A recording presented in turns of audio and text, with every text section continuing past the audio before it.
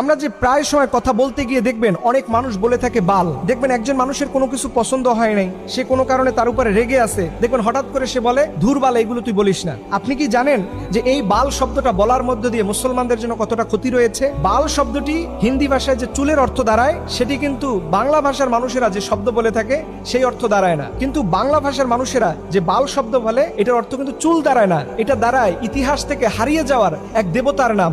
যেই দেবতার সম্পর্কে আল্লাহ পাক আমাদেরকে সতর্ক করে বলেছেন 37 নম্বর সূরার 125 নম্বর আয়াতে, যে তোমরা বাল দেবতার অনুসরণ করো না। আল্লাহ পাক বলছেন আতাদউনা বালাউ ওয়া তাযারুনা আহসানাল খালিকিন।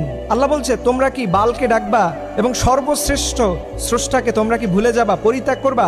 এই বাল শব্দটা আল্লাহ পাক কোরআনের মধ্যে বলেছেন। এই বাল শব্দটা সেমিটিক শব্দ, যার অর্থ দাঁড়ায় দেবতা বা স্রষ্টা, বা আমরা যে আল্লাহ বলে সম্বোধন করি ঠিক একই রকম অর্থ দাঁড়ায়। এটা আসলো কোথা থেকে?